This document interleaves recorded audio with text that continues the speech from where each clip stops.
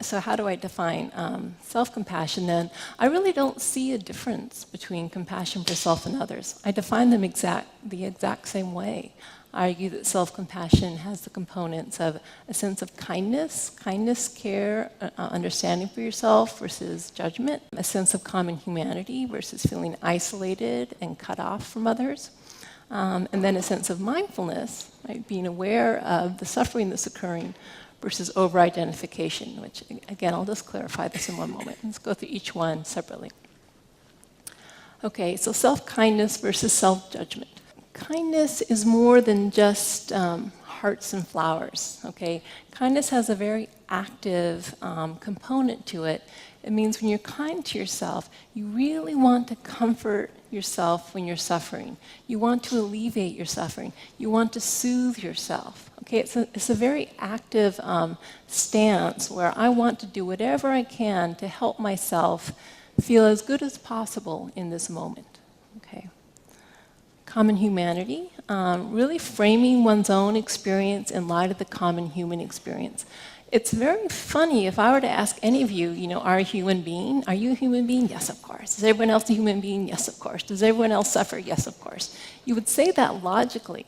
But in the moment, when you just blew it at work, or you had someone reject you, or something really bad happens in your life, what happens non-rationally is that we get very egocentric. We feel like, why me?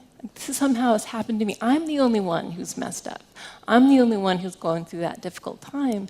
And we feel really cut off from others. It's as if somehow when things go wrong, that's abnormal. This is not supposed to be this way. Something has gone wrong.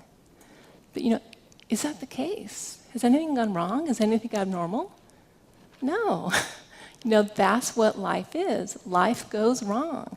No one in here signed a contract before you got, born in this world saying, I would be perfect, my life would be perfect, and yet it's like, this is not the plan I signed up for. I'm pissed off about it, right? That's how we react.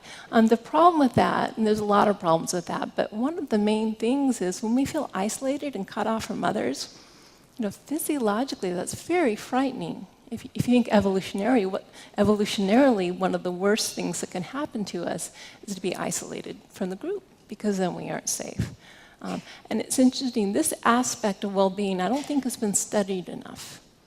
This sense of, can we feel connected to others in our suffering, or do we feel isolated from others in our suffering? And I can tell you in the workshops I've conducted, especially the 8-week ones, at the end I asked people what they got out of this the most. Almost every single person says common humanity. I realize it's not just me. It's not just me who judges myself. It's not just me who suffers like this. Very important to remember that this is the human experience. This is how things are supposed to be. Okay, nothing has gone wrong. Yes, it's painful, but it's normal. It's natural. And then this is where the mindfulness comes in. You have to be aware of your suffering in order to give it compassion. So mindfulness allows you not only to notice your suffering, but very important, and we'll talk about this more, to be with your suffering as it is. We don't like to be around suffering. If we could just get rid of pain, we'd do it. And we have lots of psychological mechanisms to avoid that, again, which I'll be talking about in a little bit. So self-compassion says, wow, pain is occurring. Can I turn toward that? Can I be with that? And you actually need to do that to be able to give yourself the caring and support you need. All right? Now, some people do say, come on, you have to notice your suffering. Isn't it like blindingly obvious I'm suffering? But it's often really not. The pain caused by self-judgment, I think in some ways that's some of the worst pain all of us experience. A constant, niggly pain. I'm not good enough. I'm not smart enough. I'm not this enough. I blew it. I'm this, I'm that. But often we are so lost in the role of self-critic that we don't really stop to realize, oh my God, this is really, really hurting. And in some ways it feels more comfortable to be the self-critic, because at least the self-critic isn't the person that messed up. The self-critic knows you messed up. The part of you that feels really, vulnerable and insecure and a failure. Often we don't give that sort of side of the process as much attention. Okay, and then also very important when things go wrong in our lives. Very often we go straight into problem-solving mode. It's like, there's a problem. I don't want there to be a problem. Need to fix the problem, immediately.